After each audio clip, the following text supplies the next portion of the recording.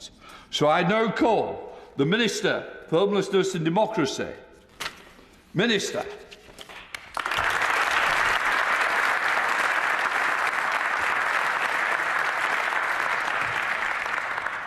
Thank you, Mr. Speaker. It's an absolute privilege to be invited to address the UK Youth Parliament today. You are the change makers, as Mr. Speaker has said. You are our future, and you are the future stewards of our democracy. And for me, as I come into the Houses of Parliament each day as an elected Member of Parliament and stand at the dispatch box as a Minister of the Crown, I think always of how special and precious our democracy is. It's an improbable journey for a child who came to this country, aged 7, born in Bangladesh and brought up in the UK in the East End of London, elected in 2010 as Britain's first Bangladeshi heritage MP and one of the first 3 British Muslim women to be elected to our Parliament. Parliamentary democracy is our gift to the world. It has inspired so many movements across the globe, and we are rightly and should be proud of it. But we have to always remember how fragile it is, and we all have a responsibility to protect it. It's our duty to be stewards of our democracy, leaving it in a better place than we found it. And that's why this is a reforming government dedicated to change. And that's why we are planning the greatest transfer of power from Whitehall to our communities in a generation, empowering communities and reviving our democracy. And that's where you come in.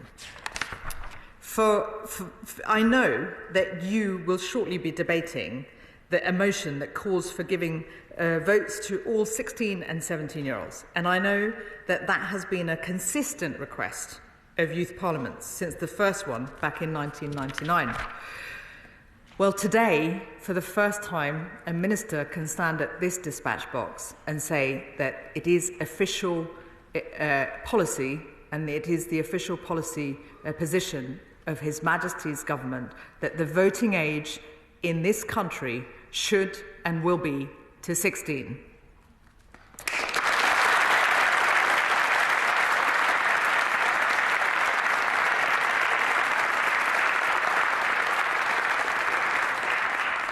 Those of you who are 16, you can work, you can pay taxes, leave home, join the army, so why should you not be able to vote as well? You have a huge stake in this country's future. You are the future. You enter an uncertain world, threatened by climate change, by technological change, big economic opportunities and uncertainties too. And that's why we want to see your generation take an active role in our democracy.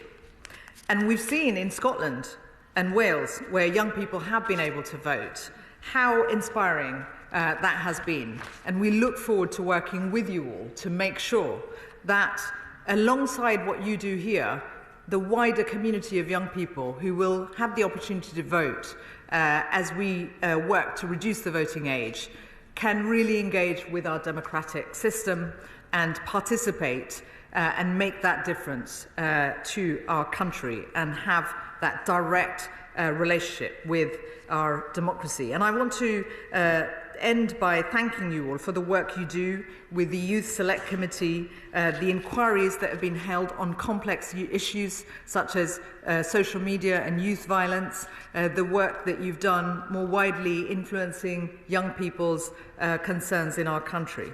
So in conclusion, Mr. Speaker, it's not only because of the history of the ancient liberties and the Magna Carta, or the struggles of the suffragettes or the Chartists, or the great speeches of the incredible figures of our country, prime ministers, campaigners who changed the face of our country, that I am inspired, and I was inspired to enter public life and politics. It's the possibilities and hope that you give us of an even better future. So thank you all very much, and all the very best of luck for the rest of the day and what you go on to do in the future. Thank you.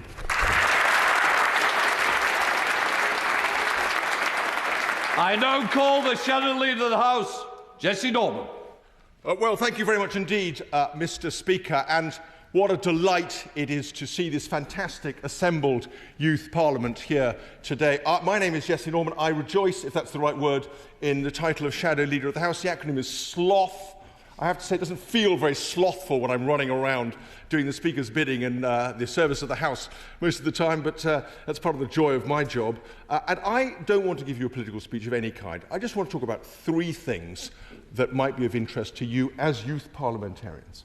So the first, the acronym I want you to take away is House of Commons, HOC. And the first one I want to start with is H, for history. When you come into this building, you are entering a building that has been deliberately modelled after the Gothic period in our history. Of course, it's only 150, only a little more than 150 years old. It's a bit of a con, it's the truth of the matter, but it's designed to carry a majesty and an authority and a historical weight to it that reflects the quality and the importance of this institution of Parliament. And Parliament itself, let me remind you, is an institution that goes back to the 13th century, and we can date it in various ways, but de Montfort's Parliament, the attempt to bring in people and have them, largely for reasons of raising tax, consent and agree to the process of politics as a way of securing public consent, absolutely essential component. And even indeed the elements that make up good government go well beyond that. I mean, we can date back to Anglo-Saxon times, the idea when a reigning monarch should receive counsel and advice from people around him or her. That's a really, and it was, of course, her later on, very much so and very emphatically so. So that process of historical development is something that I hope that as youth parliamentarians you will take away from today and think about and meditate on and learn about as you go about your own lives. That's the H in HOC. The O is oratory. This is a fantastic moment for you, ladies and gentlemen, to practice your oratorical skills in front of no less a figure than our magnificent Speaker, Lindsay Hoyle. And if any of you do become Speaker, you'll be following a glorious reign that our current incumbent has had. And of course, you'll have to be waiting quite a long time before he'll consent to give up the post, because he's enjoying it and giving so much to it. But I hope you will, as youth parliamentarians, think about what you can learn about how you present. And there are many of my colleagues, dare I say, in Parliament who don't do that. I don't mean ministers from the dispatch box who often have to read what they say. I mean people from the back benches who are often reading. You see them in PMQs reading their little questions? Absolutely not. What we want is people who can speak extempore from the dispatch box or from the back benches and enliven and engage each other in debates. And I know you're going to do that today, and I congratulate you for it and thank you for it. And the final point is C. C for careers. Now, many of you, as the Speaker said, may be future cabinet ministers or members of Parliament or even, dare I say, possibly prime ministers. I hope you won't be those things until you've done something outside politics. Because what you bring to politics is what really distinguishes an effective parliamentarian. So go out, when you finish your studies, go out, learn, fail, run teams, make money, lose money, give yourself in volunteer work, do whatever is necessary to have a really rich and fulfilling and rewarding life. And then when you do that, you will have something incredibly special and powerful to bring back to your constituents. So when you make your careers, make them in politics, but make them having had careers elsewhere. Politics bringing an extra piece of public service to what you've already achieved. That's HOC, House of Commons. Ladies and gentlemen, I thank you so much for having me. Let me say one thing. It's famously been said that politics is show business for ugly people. When I look at the energy and the joy and the drive and the vigour around this chamber today, I don't see any ugly people, but I do see some potentially very formidable politicians. Thank you very much indeed.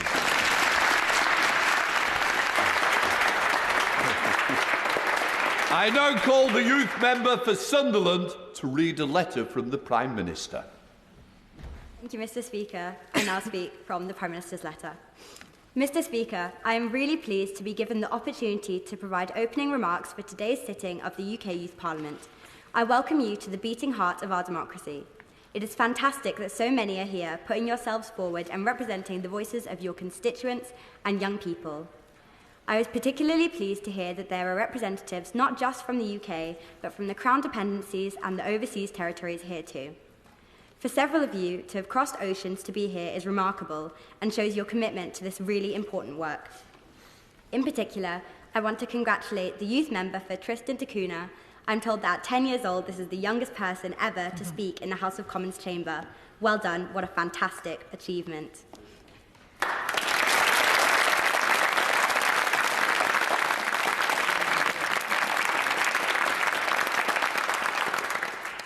Your shared belief in the power of politics to change your communities and to change people's lives for the better is inspiring. It strengthens my belief in the importance of giving 16 and 17-year-olds the right to vote, ensuring young people are champions of our democracy. I will set you all a challenge today. The youngest Prime Minister of this country was William Pitt the Younger, who entered Parliament aged 21 and at 24 became our youngest ever Prime Minister. When asked by the great reformer and abolitionist William Wilberforce why no one of his age had ever taken power, William Pitt is reputed to have said, "We are too young to realise certain things are impossible, so we will do them anyway." My challenge to you is to keep that energy and vitality of youth and fill our politics with the belief that the impossible can be challenged and changed, and perhaps in this chamber we have a future Prime Minister in the making, perhaps even ready to achieve it all by the age of 24. Mr. Speaker, the government is really pleased to fund the Youth Parliament's work. It is vital that young people are involved in events like today and have opportunities to learn about the democratic process while engaging with real-world issues that matter. The programme today covers several very interesting issues, and if I may, I will ask for a summary to be shared with my office. Finally, before proceedings begin, I would like to share 2 pieces of advice. Firstly, please always listen carefully to Mr. Speaker. And secondly, please do enjoy yourselves and remember that extraordinary potential you all have to make a difference. I hope everyone has a superb day, and Mr. Speaker, I wish everyone the very best for the future.